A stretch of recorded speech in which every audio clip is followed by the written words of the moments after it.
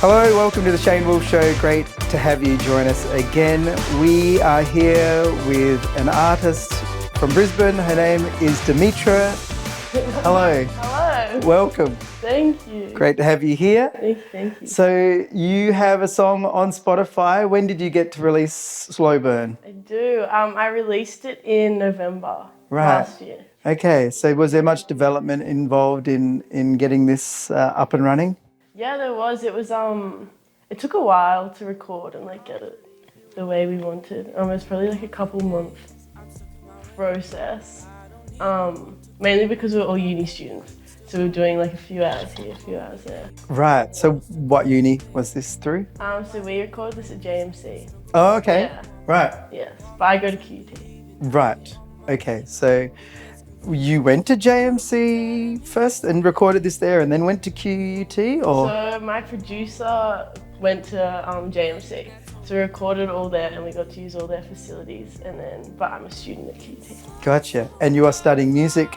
Yes. And is that specialised in any sort of field in performance or education or recording or? It's pretty generalised. You can add teaching onto it if you want to, or you can do it as a master's. But this one, it's like a Bachelor of Fine Arts.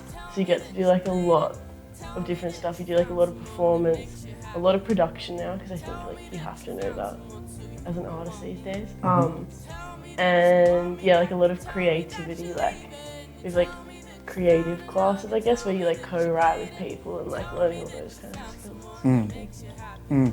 Yeah. So when you say general arts, is there dance or I did have to do a dance class in my first year. It was contemporary movement kind of thing, which was very interesting.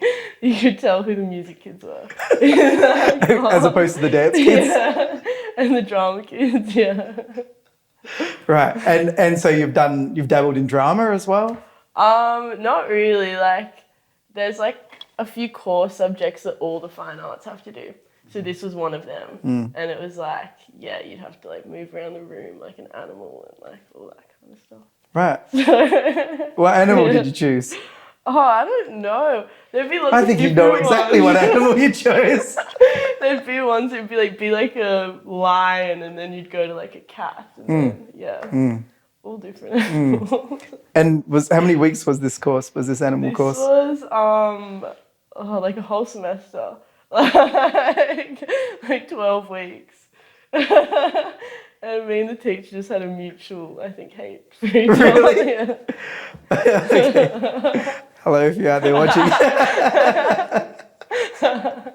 Okay, so tell me more about what's involved in the music side of your. Side. It's good. We have a lot of theory. So we have a theory class every semester where you it's kind of practical and written work. So you get given songs and do a live transcription. I think that's the word. Transcription of them. So they'll give you a song there, you listen to it, and then you will get half an hour to recreate it in a group kind of thing. So stuff like that, and then you get heaps of just all the music theory, chords, all that jazz. And do you feel like that's helped you with your development in songwriting? Yeah, definitely. I think so, because the more you know, the more experimental you can get with your songwriting, I think. For sure, yeah. Yeah, well, that makes sense. And so tell us about your songwriting process. I think it changes depending on the song. Sometimes I'll start with lyrics first, I think, and just write all my lyrics and then go to create the song. But sometimes I start with guitar chords. But I think a lot of the time it's I'll write in one sitting if it's a good song. If it's going to be a song, I'll finish it in one go. So how many would you say you have in the bank? Probably 8 or 9. And then a lot of unfinished ones, unfinished ones that I'm hoping to get back to. But Or you can just put them together. Yeah, that's what the Beatles used to do. Just I grab that one and just put Yeah. Yeah, could be an option. Okay, so are you working towards an album or an Yes. EP or? Yeah, I'm working towards an EP at the moment, which is very exciting.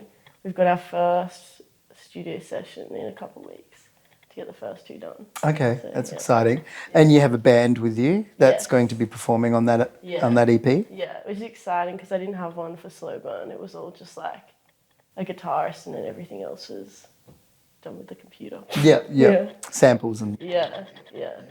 Okay, so this is going to be like a live, more live experience. Yeah. Right. Which I'm looking for, yeah. Do you know how that process is going to look yet? Have you had a? Yeah, we've had a few like rehearsals as a band to try and just like, because obviously when you're writing just on guitar, I find it hard to like picture where all the other instruments will fit in and like how they will sound with the song. So we had a few like sessions where we just like jammed for a while and they'd be like, all right, I like that bit, don't like that, and we just like built the songs into something. Yeah. Do you just wait for them to do something and then you say, "Oh, I like that, do that again," or like or do you tell them straight up because you've got that musical background, like you already know like what the bass line is going to be, or sometimes I find drums the hardest. Drums, because I've never played them, so I find them really hard to communicate to them what I want. Yeah. So usually with that, I'll ask them to just like play. And then you pick what you like. No, more of that, less of that. Less of that, yeah. Yeah. But bass and stuff, yeah, I think I know what I like. But I also like to see what they bring to it and just like jam, because sometimes it goes in a completely different direction and I like that better. And then I'll want to go with that. Yeah. Yeah. Okay. So do they teach you at QUT like other instruments as well as your main instrument? Or like, not really. Like we don't have a specific instrument at QUT, which is very different to like the con and stuff, because I know you go there with a specific instrument and that's like all you do. At QUT we don't have like specific, like we won't have like vocal lessons and stuff if we're like in there for voice.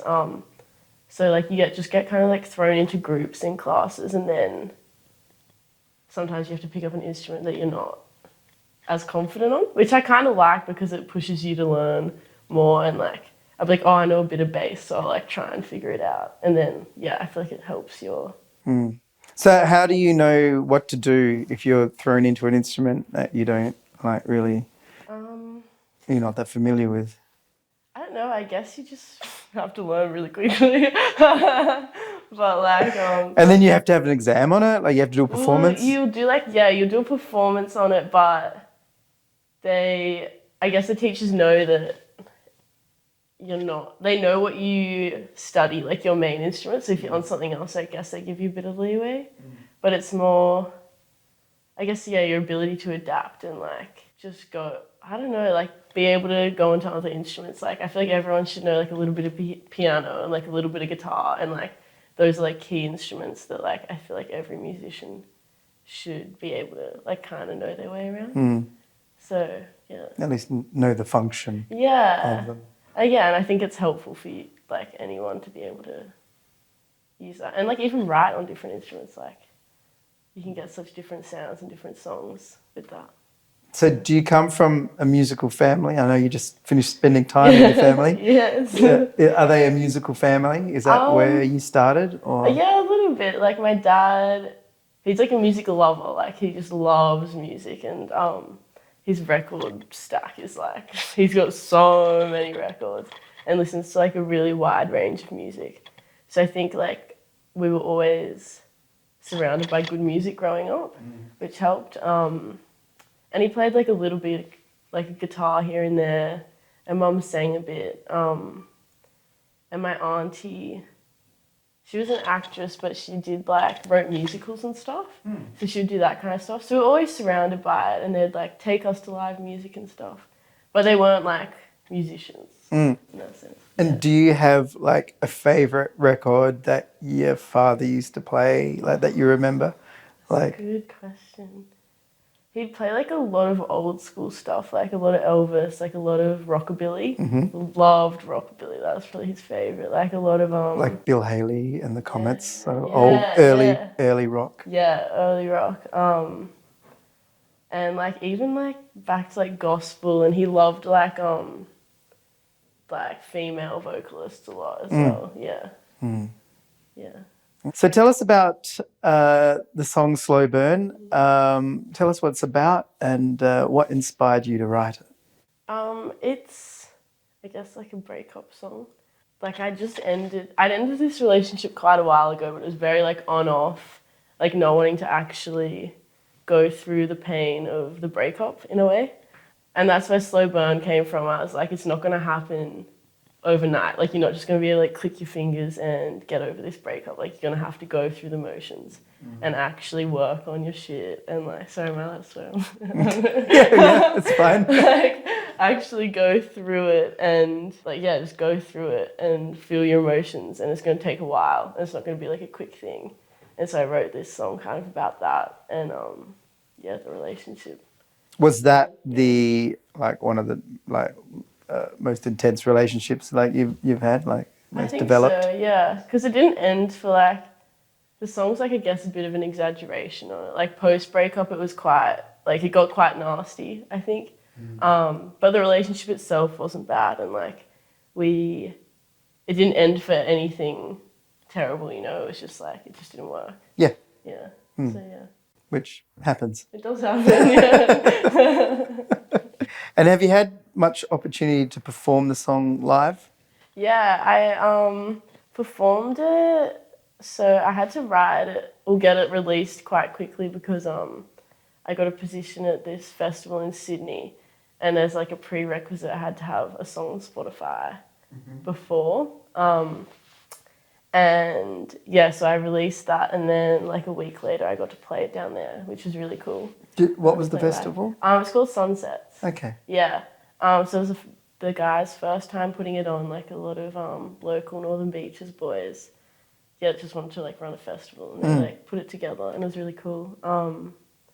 And yeah, so I got to play it there, and I've played a few like little gigs around Brisbane since, but yeah. Do you have a favourite place you like to play? A lot of the gigs I've played have been at Can You Keep a Secret in Wollongabba. Mm-hmm. Yeah, which is a really cute little place. But yeah, I'd love to play somewhere bigger. Yeah. Okay. So going back to your EP that you're planning on doing, how many songs are you planning to release for the EP? I want 5. I have 4 currently. Uh-huh. But yeah, I don't know. I want 5 for some reason. Sure. I think 5 is a good number. It's a good enough number as any. And one of the other songs that you've already written you don't think will be suitable for the EP? Is that why you're thinking, oh, you write a fresh one for it? Yeah, I kind of want it to be like a body of work. Like they all relate to each other in a way. Like I don't want just a random... Just random 5. Yeah, yeah. So how do you go about that? I'm assuming Slow Burn won't be part of that EP because you've already released that. Yeah. Is that correct? So this is going to be 5 new songs. 5 new ones, yeah. Yeah. It started with one I wrote really recently about, I don't know, I guess it's kind of like another love song, but more like, not like romantic love, like all kinds of love. And I really liked that because it kind of like went in, I don't know, it was like a new... I think a lot of the stuff I'd written before was like folky, like indie folk kind of like singer-songwriter style, and this was like very different to all of that. And I feel like it like my writing kind of went to like another level, I guess, or like in another direction. So I really wanted to try and write an EP like based around that style and that kind of writing and everything. Yeah. So as you wrote each song, and you had time to develop, like obviously your songwriting skills, like especially through like the knowledge you gained through university and study, and then so kind of the 5th one should be the most complicated one. Yeah, the hardest one. Yeah, that's right. Okay, and how would you describe your style, like that you're going to be doing for the EP? I guess it's kind of like, it's still probably a bit poppy, but like indie pop, but it incorporates more like hip hop kind of beats. I don't know how to explain it. Hey, it's like very funky bass, like hip hop kind of drums. And some of the songs, I guess, are more like spoken word. Like I wrote them as poems kind of first. Yeah, they're like fast spoken words, but with a melody, if that makes sense. Yeah. But yeah. So is that something that like you gained through like your influences that you listen to? I think so. Yeah, I started listening to a lot more like hip hop and rap and stuff, and like I really liked the way they wrote like super raw lyrics, like straight to the point. And wanted to like incorporate that into like my songs a little more. Yeah. So is there rap involved in these new songs? I wouldn't say it's rap, no. I'm More not like rapping. spoken But word. yeah, I guess it's like a faster melody. Yeah, I don't Kind of know like how Ed to explain Sheeran, it. like because Ed Sheeran kind of does that I faster. guess like a little bit like that, yeah. Yeah, Yeah. yeah. Yeah. Well, look forward to hearing it. So what's the schedule like? Do you have a time that you're going to start recording the EP? Yeah, so we're starting it in 2 weeks. So we're hoping to get 2 songs done that day, hopefully. Hopefully release one of those as a single first and then keep working on the EP. And I want it out. Hopefully, it's probably very ambitious, but like in 3-4 months. But yeah, I would like to get it out before the end of the year, definitely. And are you planning a music video for it? Is that? Yes. Yeah. Yeah, we'll do a music video for, I'm not sure how many, maybe 1 or 2 of them. Yeah. Well, that would be exciting. Yeah, it would be super exciting. Excellent. Okay, we're going to take a very short break and be right back. Welcome back. If you haven't already, please like, subscribe, and notification bell and all that business. We are back with Dimitra, who is a Brisbane musician. Tell us about the difference you experienced in performing pre-COVID, during COVID, post-COVID. So take us back all the way beforehand. What was going on and how often you were playing and what was it like? Yeah. Pre-COVID, I was probably playing like a couple times a week, doing gigs. So that's a lot for an original artist, right? Yeah, well, I would do some cover gigs and stuff, but I would try and do a lot of original gigs as well. And I was in Sydney at that time, so there was actually quite a lot happening for original artists and like lots of good, I know, like communities trying to promote original artists and stuff, which was awesome. And then, yeah, COVID happened, and I actually stopped playing music for like a while. I like went and studied like sports science, and I was like, like fully, gave it up for a little bit, and then I think like during COVID I was playing a little bit, and then I decided sports science is not what I want to do for the rest of my life. And decided to move up to Brisbane and study music up here. And studying music like definitely got me back into it a lot. I think it was just like the isolation of COVID. Like we hadn't been around people, like my social anxiety was very high. And I just was like, I hadn't played in front of anyone and I was very scared too for like a long time. Okay. Yeah. So that was pretty much what made it harder to get back into it straight away, just from that being removed from it and then it being, well, I guess, feeling foreign again. Like I was so used to playing in front of people and then like the thought of having to get up there was like terrifying. Yeah. And how do you feel about that now? Like now? Yeah, I'm definitely getting back into it now, like playing like smaller original gigs to people you know is definitely like a good way to get back into it. And I would do like little like house backyard concerts at like mates' places and stuff, and that definitely helped like getting back into performing in front of people. So it's definitely a lot better now. So Sydney is home for you? You were born in Sydney? Yeah, Sydney's home. Okay, so and you just moved here for the when you started study? Yeah, to start music, yeah. So I feel like a lot of people are implants here in Brisbane. I think so, hey. Yeah. Everyone you speak to like rarely are from, like, born in Brisbane. Yeah. Yeah. It's a good place to move to. Are you happy here? Yeah, I really like it here. Do you think you'll stay here even after your studies? I don't know, hey. Like, the longer I stay here, the more I like it. At first, I hated it. It was like, get me out of here. But I'm not sure. I'm contemplating, like, maybe Melbourne. I like Melbourne a lot. Or overseas, too. So I don't know. And do you know people in Melbourne? Is that why you think there, or? No, I've just been there quite a lot. Like, I knew a few people down there. But I have been there quite a bit, like, the last year. And, yeah, I just like it down there. It's very creative. Like, there's, like, a lot happening down there, I think. Well, I guess it's a slightly bigger population there, right? It's a bigger city. Yeah, bigger city, more opportunities, more venues, more people. Yeah. But I do love Brisbane. It's good here. Excellent. Well, I think we'll get you ready to perform for us now. So we'll take a short break and get set up, and then we'll be back with Dimitra and her song, Slow Burn. Hey, I'm Dimitra, and this is my song, Slow Burn.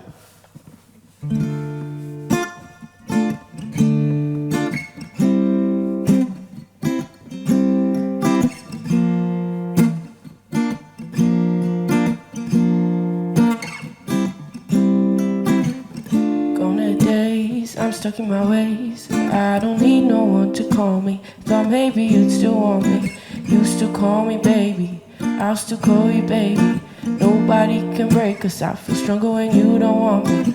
Want me to be leaving, I'll be on my way. It gets confusing when you keep telling me to stay. You only call me when you want me, and that's only when you're lonely.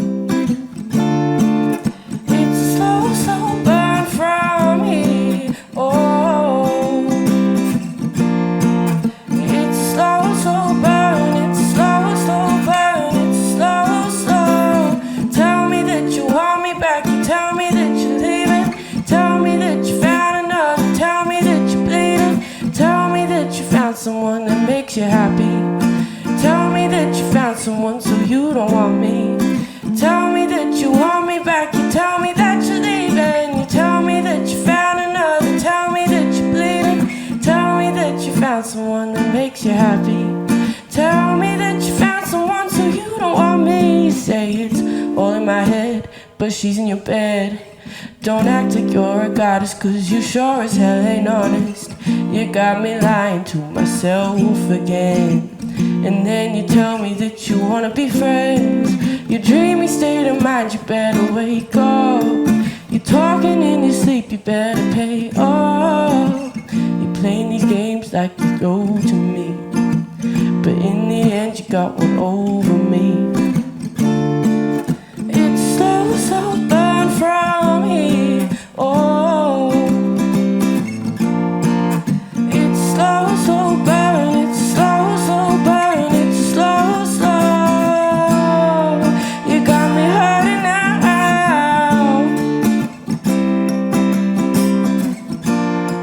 Feel like I'm burning out.